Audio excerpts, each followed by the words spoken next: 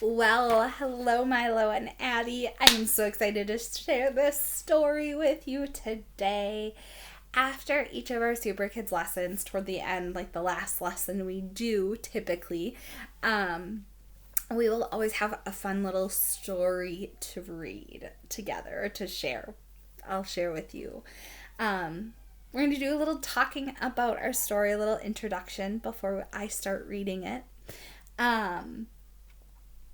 So an author is the person who writes the story, who writes the words in the book, right? Our story has two authors today, Diane Chapman and Jane Dreyer. The illustrator is the person who does the pictures.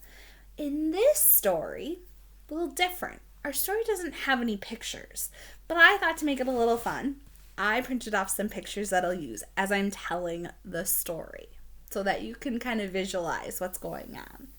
Okay? So, our story is called, What Do Crocodiles Eat for Dinner? What's a crocodile? Have you ever heard of that before? Yeah, what do you know about a crocodile? Go ahead and list some things off. I bet you thought about a lot of things. Well, here's a picture of a crocodile. What do you think a crocodile might eat for dinner?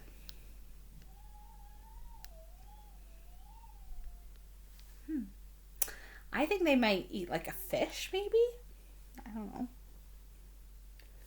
Well, this story, authors sometimes write stories to share information about real people or places. And sometimes authors write stories about make-believe people and places. What Do Crocodiles Eat for Dinner is not about real crocodiles. It's make-believe. Cass is going to invite a crocodile over for dinner. And the crocodile talks. Now, do crocodiles really talk in real life? No. So that's another reason why this story is make-believe. Some other characters in our story. We're going to hear about some cooks. So Cass has some cooks that come over. What does a cook do? Yeah, right? It's a person who makes food for others. So this story takes place in Cass's kitchen. And where a story takes place is called the setting. In the story, Cass is going to say something. She's going to say, creeping crocodiles. That's like saying, oh my gosh, or yikes. Creep means to move slowly or close to the ground. And you're not moving very fast when you're creeping. Do you think a crocodile might creep? Yeah, probably. All right.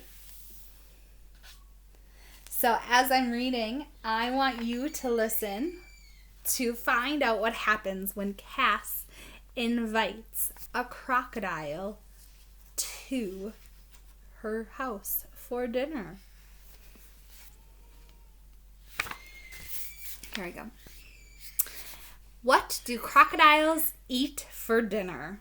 By Diane Chapman and Jane Dreyer. Okay, so the authors again are Diane Chapman and Jane Dreyer. What does an author do? Yeah, they write the words in the story.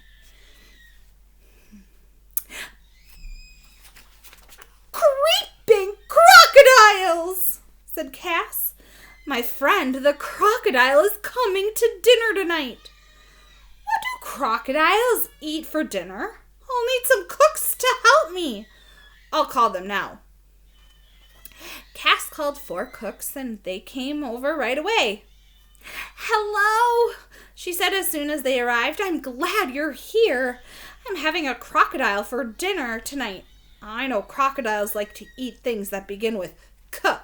Can you help me decide what to cook? Asked Cass. When I listen to a story, I ask myself, could this really happen? Most people don't have crocodiles for friends, and they don't invite crocodiles to their house for dinner.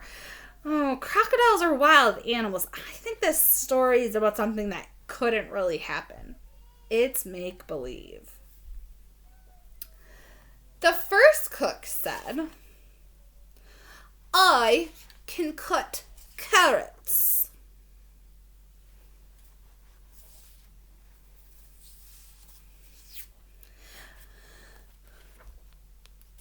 The second cook said, I know how to make a coconut cake. Great! Carrots and cake both begin with K. What else can we make? Asked Cass.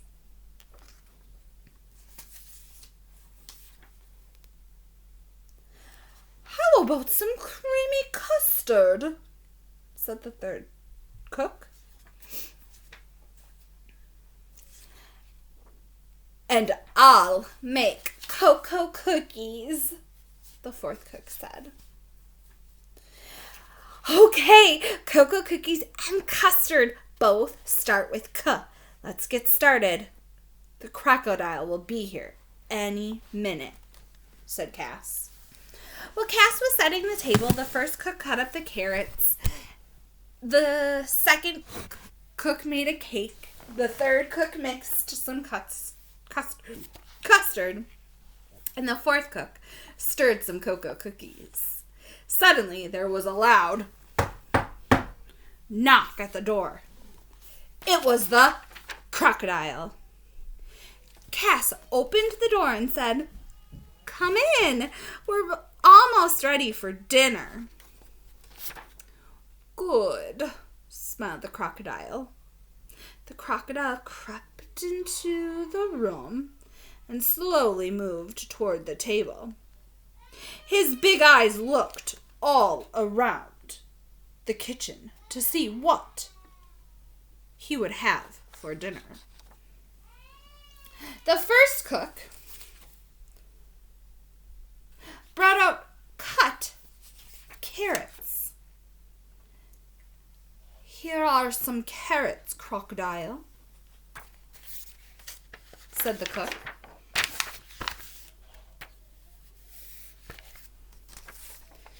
In a loud voice, the crocodile said, Carrots?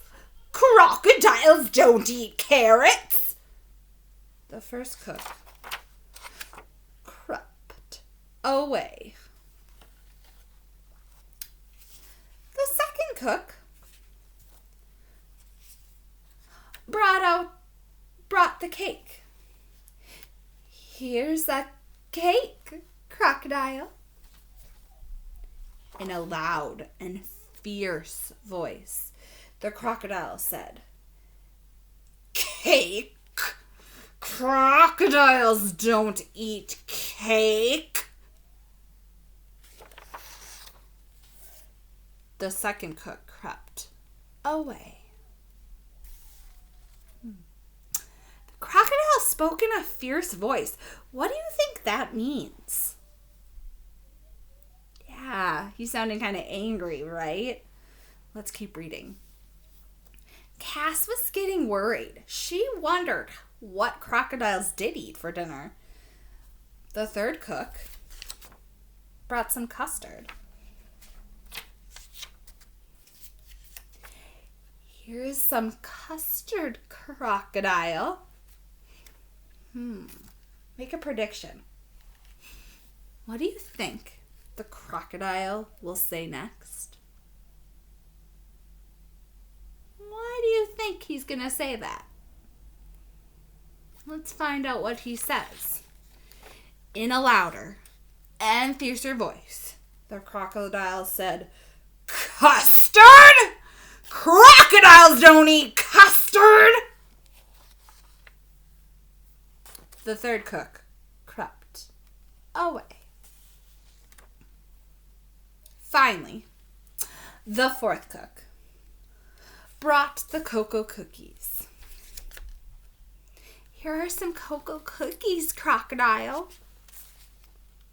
In the loudest and fiercest voice of all, the crocodile said, "Cocoa cookies?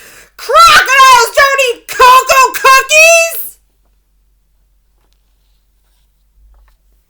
"Well, what do crocodiles eat for dinner?" everyone asked. What do you think the crocodile might say? What do you think he's going to say? Let's see. The crocodile rolled his eyes, licked his lips. In a deep, loud voice, he said, "Crocodiles eat cooks." At this, the crocodile started to creep toward Cass and the cooks. They yelled, "Creeping crocodiles! Let's get out of here!" And they ran away as fast as they could. The crocodile never caught the cooks because he could only creep, and Cass and the cooks could run. But Cass never invited a crocodile to dinner again.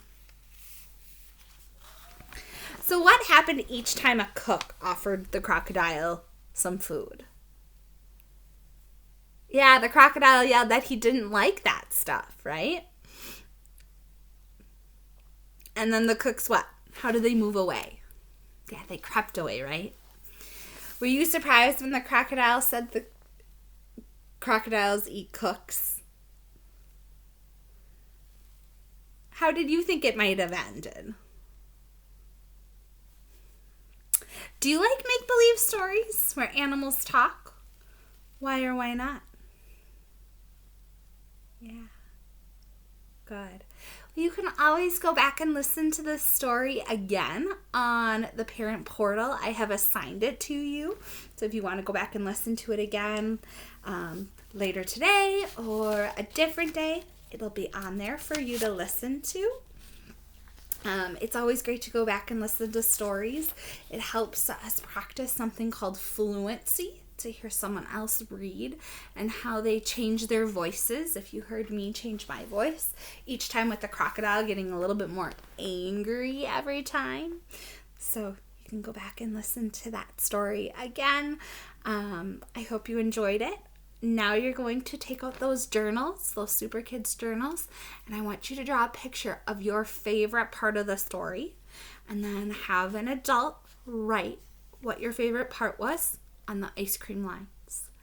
Have fun drawing your picture. You can use crayons or markers. And I hope you enjoyed creeping, or what do crocodiles eat for dinner? Bye, Milo and Addie.